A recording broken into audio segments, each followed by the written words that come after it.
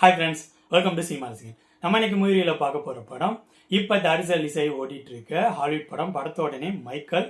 இது ஒரு biopic movie. ஆக்சுவலாக 90s 80s கிட்ஸ்க்கெல்லாம் ரொம்ப தெரிஞ்ச ரொம்ப ஃபேமஸான, அதாவது வேர்ல்டு ஃபேமஸான பாப் சிங்கரான மைக்கேல் ஜாக்சன் அவரோட வாழ்க்கையை பேஸ் பண்ணி எடுக்கப்பட்ட படம்.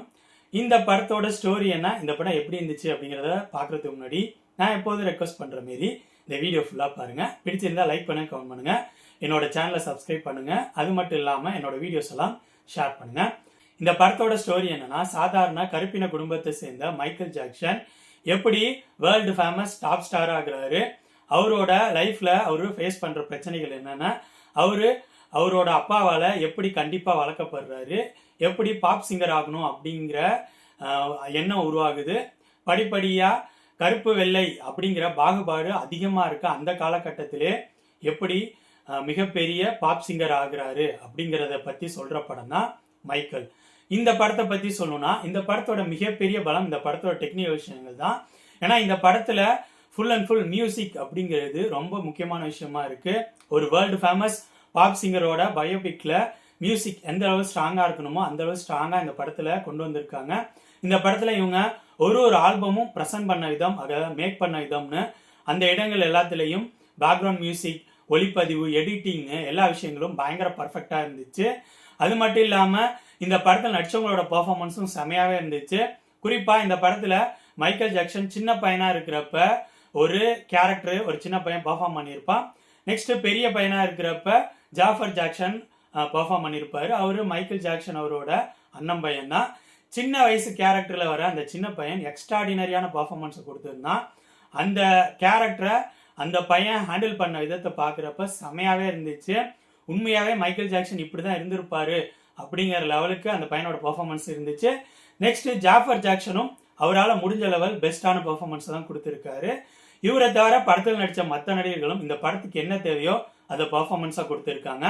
ஸோ இந்த படத்தோட டெக்னிக்கல் விஷயங்களும் இந்த படத்தில் நடிச்சவங்களோட பர்ஃபார்மன்ஸும் இந்த படத்தோட மிகப்பெரிய பலம்.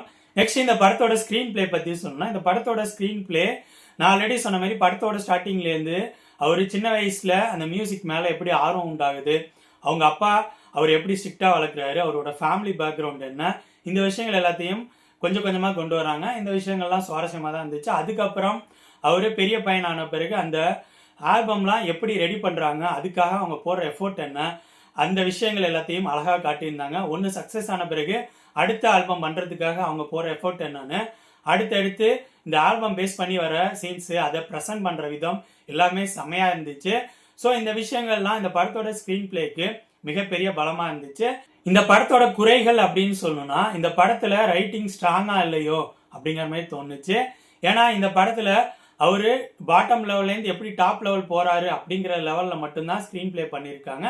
அதுலேயும் ரொம்ப ஸ்ட்ராங்காக அந்த விஷயங்களை கொண்டு போகலையோ, அடுத்தடுத்து அவர் டக்கு டக்குன்னு மேலே போகிற மாதிரி கொண்டு போயிருந்தாங்களோ அப்படிங்கிற மாதிரி தோணுச்சு. அந்த அவர் போகிற எஃபோர்ட் அப்படிங்கிறது ஸ்ட்ராங்காக நமக்குள்ளே இம்பாக்ட் ஆகிற லெவலுக்கு ஸ்க்ரீன் பிளே கொண்டு போகலையோ அப்படிங்கிற மாதிரி ஃபீல் ஆனிச்சு. அது மட்டும் இல்லாமல் இந்த பயோபிக்கை அவங்க ஃபுல்லாக கொண்டு வரல. அவர் டாப் ஸ்டாராக ஆனதோட படத்தை முடிச்சிட்டாங்க. அதுக்கப்புறம் அவரோட லைஃப், ரியல் லைஃப்பில் டோட்டலாக டவுன் போய் அவர் கொஞ்சம் ப்ராப்ளம் ஆகி தான் அவரோட லைஃப் முடிஞ்சிச்சு. ஸோ அது ரிலேட்டட் இவங்க படத்தை கொண்டு போகல.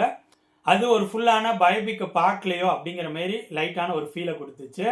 ஓவராலாக சொல்லணும்னா, என்னை பொறுத்த வரைக்கும் இந்த படத்தோட டெக்னிக்கல் விஷயங்கள், இந்த படத்தில் நடிச்சவங்களோட பர்ஃபார்மன்ஸ் ரெண்டும் சூப்பராக இருந்துச்சு. இந்த படத்தோட ஸ்க்ரீன் பிளேயை மைக்கேல் ஜாக்சன் சின்ன வயசுலேருந்து எப்படி டாப் ஸ்டார் ஆகுறாரு அப்படிங்கிற விஷயத்த முடிஞ்ச அளவு சுவாரஸ்யமாக கொண்டு போயிருக்காங்க. அவரோட லைஃப்பில் ஃபேஸ் பண்ணுற விஷயங்களையும் முடிஞ்ச அளவு சுவாரஸ்யமாக தான் கொண்டு போயிருக்காங்க. உங்களுக்கு மைக்கேல் ஜாக்சன் பிடிக்கும், அப்புறம் மியூசிக் பேஸ் பண்ணி ரிலீஸ் ஆகிற படங்கள்லாம் பிடிக்கும் அப்படின்னா நீங்கள் இந்த படத்தை கண்டிப்பாக ட்ரை பண்ணலாம். இந்த படத்தை இந்த டைரக்டர் முடிஞ்ச அளவு சுவாரஸ்யமாக ப்ரெசென்ட் பண்ண ட்ரை பண்ணியிருக்காரு. இந்த படம் இப்போ தேட்டர்ஸில் ரிலீஸ் ஆகி ஓடிட்டு இருக்கு. ஸோ என்னோட ரிவ்யூ பேஸ் பண்ணி முடிவு பண்ணிக்காங்க இந்த படத்தை பார்க்கலாமா வேணாமான்னு. மைக்கேல் படத்தை பற்றி என்னோட ஒப்பீனியன் இதான். அடுத்த வீடியோவில் இன்னொரு படத்தோட ரிவ்யூவோட சந்திப்போம். பாய். ஓகே ஃப்ரெண்ட்ஸ், இந்த வீடியோ உங்களுக்கு பிடிச்சிருக்குன்னு நினைக்கிறேன். தேங்க்ஸ் ஃபார் வாட்சிங். இந்த வீடியோ பிடிச்சிருந்தால் லைக் பண்ணுங்கள், கமெண்ட் பண்ணுங்கள், ஷேர் பண்ணுங்கள். அப்படியே சினிமா ரசிகன் சேனலை சப்ஸ்கிரைப் பண்ணுங்கள்.